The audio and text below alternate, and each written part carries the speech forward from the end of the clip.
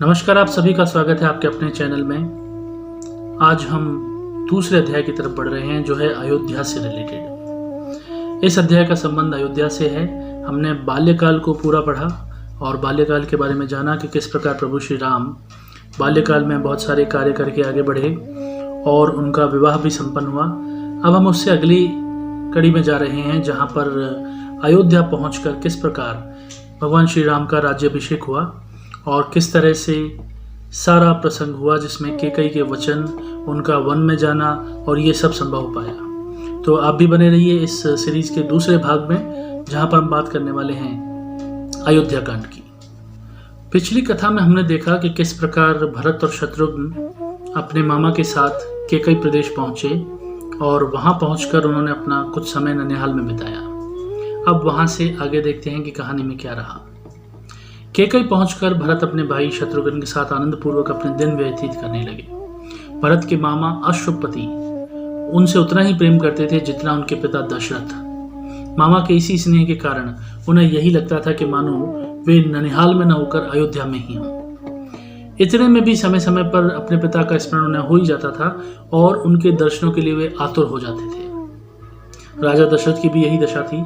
यद्यपि राम और लक्ष्मण उनके पास थे, लेकिन सदैव उनकी सेवा में संलग्न रहते हुए भी उन्हें भरत और शत्रुघ्न से मिलने के लिए बार बार व्याकुलता हो जाती थी। समय व्यतीत होने लगा और राम के सद्गुणों का निरंतर विस्तार होने लगा। राजकाज से समय निकालकर अध्यात्म और स्वाध्याय करना भी राम का एक दैनिक कार्य था।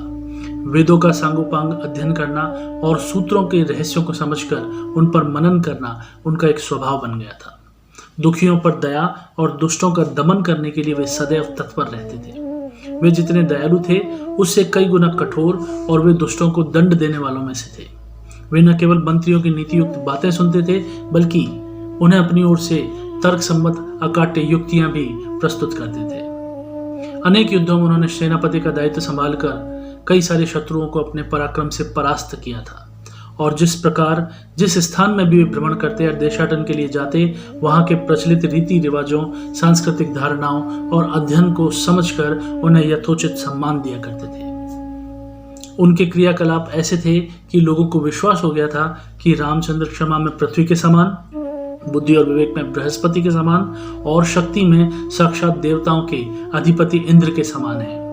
न केवल प्रजा वरन राजा दशरथ के मस्तिष्क में भी यह बात स्थापित हो गई कि जब भी राम अयोध्या के सिंहासन को सुशोभित करेंगे उनका राज्य अपूर्व सुखदायक होगा और अपने समय के वे सर्वाधिक योग्य और आदर्श नरेश सिद्ध होंगे।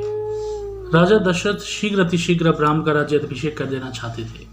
उन्होंने मंत्रियों को बुलाकर कहा, हे मंत्रीगण, अब मैं वृद्ध हो चला हूँ और रामचंद्र सिंहासन पर बैठने के योग्य भी हो गए हैं। मेरी प्रबल इच्छा है कि शीघ्र अतिशीघ्र राम का अभिषेक हो और अपने इस विचार पर मैंने आपकी सम्मति लेने के लिए आपको बुलाया है। कृपया आप सभी अपनी सम्मति दीजिए।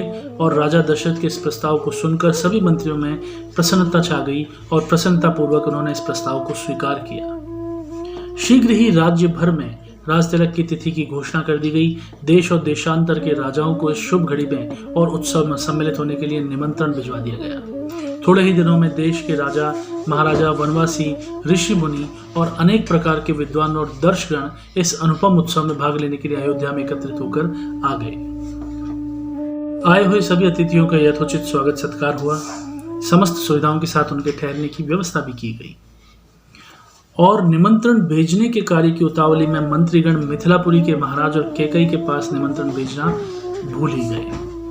राज तिलक के केवल 2 दिवस पूर्व ही मंत्रियों को इसका ध्यान आया तो अत्यंत चिंतित हो गए और डरते डरते अपने भूल के विषय में महाराज दशरथ को बताया। यह सुनकर दशरथ को बहुत दुख हुआ, किंतु अब वे कर भी क्या सकते थे। सभी अतिथि आ चुके थे और राज तिलक की तैयारी को और तिथि को टाला भी नहीं जा सकता था। इसलिए वे बोले कि अब जो हुआ सो हुआ, परंतु इस बात पर बड़ी अनुचित बात हुई है। ये लोग हम सब हमारे घर के आदमी हैं और उन्हें हम बाद में सारी स्थिति समझाकर मना लेंगे। इस प्रकार राज्याभिषेक की तैयारियां शुरू हो चुकी थी। दूसरे दिन राजा दशरथ के दरबार में सभी देशों के राजा लोग उपस्थित थे और सभी को संबोधित करते हुए दशरथ ने कहा, हे नृपगण, मैं अपने और अयोध्या वासियों की ओर से आप सभी का हार्दिक स्वागत करता हूं और आपको ज्ञात ही है कि अयोध्या नगरी में अनेक पीढ़ियों से इक्ष्वाकु वंश का शासन चलता आ रहा है।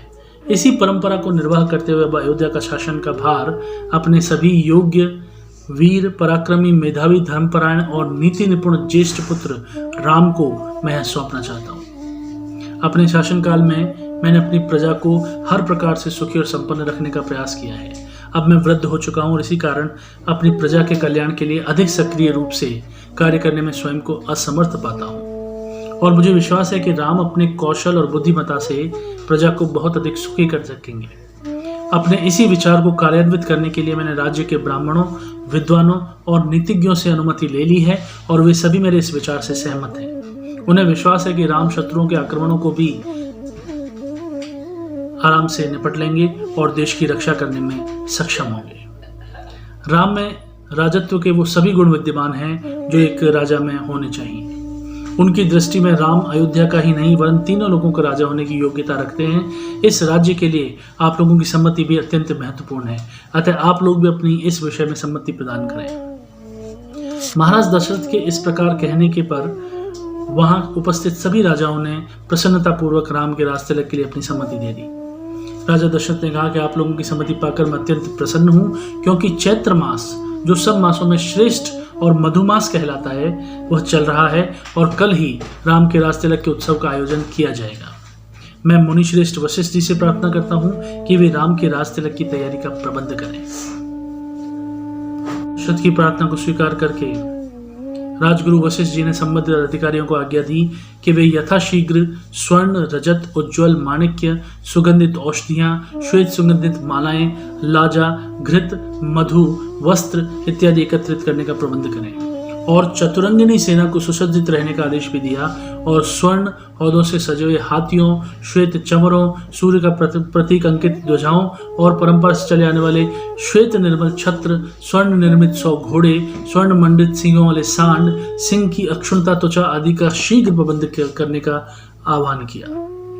सुसज्जित वेदी का निर्माण करने और इस प्रकार के जितने भी आवश्यक निर्देश थे वो सब उन्होंने संबंधित अधिकारियों को दे दिए। इसके पश्चात राजा दशरथ ने प्रधानमंत्री सुमंत से राम को शीघ्र लाने को बोला और महाराज की आज्ञा सुनकर सुमंत रामचंद्र जी को रथ में अपने साथ बैठाकर लाए और अत्यंत श्रद्धा के साथ राम ने पिता को प्रणाम किया और उपस्थित जनों का यथोचित अभिवादन भी किया। राजा दशरथ ने राम को अपने निकट बैठाया और मुस्कुराते हुए कहा, हे राम, तुम्हारे गुणों के समस्त प्रजाजन प्रसन्न हैं, इसलिए मैंने निश्चय किया है कि कल मैं तुम्हारा राज तिलक कर दूंगा। इस विषय में मैंने ब्राह्मणों, मंत्रियों, विद्वानों एवं समस्त राजाओं और महाराजाओं की भी सम्मति प्राप्त कर ली है। इस अवसर पर मैं तुम्हें अपने अनुभव से प्राप्त कुछ सीख देना चाहता हूँ। सबसे पहली बात यह है कि तुम कभी अपनी विनयशीलता का त्याग मत करना, इंद्रियों को सदा अपने वश में रखना और अपने मंत्रियों के हृदय में उठने वाले विचारों को प्रत्यक्ष रूप से जानने और समझने का प्रयास करना। यदि मेरी इन कही बातों का अनुसरण तुम करोगे तो तुम सभी प्रकार की विपत्तियों से सुरक्षित रहोगे और लोकप्रियता अर्जित करते हुए निष्कंटक समाज राजकाज अपना चला सकोगे। यह सिद्धांत की बात है, जो राजा अपने प्रजा को सुखी रखने के लिए सदैव प्रयत्नशील रहता है उसका संसार में कोई भी शत्रु नहीं होता। लेकिन यदि कोई स्वार्थवश अपना अनिष्ट करना चाहे तो वह भी अपने उद्देश्य में सफलता नहीं प्राप्त कर सकता, क्योंकि ऐसे राजा को अपने प्रजा एवं मित्रों का हार्दिक समर्थन प्राप्त होता है। पिता से यह उपयोगी शिक्षा प्राप्त करके राम ने स्वयं को धन्य माना और अपने पिता को आश्वासन दिया कि वे अक्षरशः इन बातों का पालन करेंगे। दास दासियों ने राजा के मुख से राम का तिलक करने की बात सुनी तो वे प्रसन्नता से उछलते हुए महारानी कौशल्या के पास जाकर यह शुभ संवाद उन्हें सुनाने लगे, जिसे सुनकर उनका रोम रोम पुलकित हो गया और इस शुभ समाचार को सुनने के बाद उन्हें बहुत सारे स्वर्ण वस्त्राभूषण देकर सभी दासियों को माला माल कर दिया।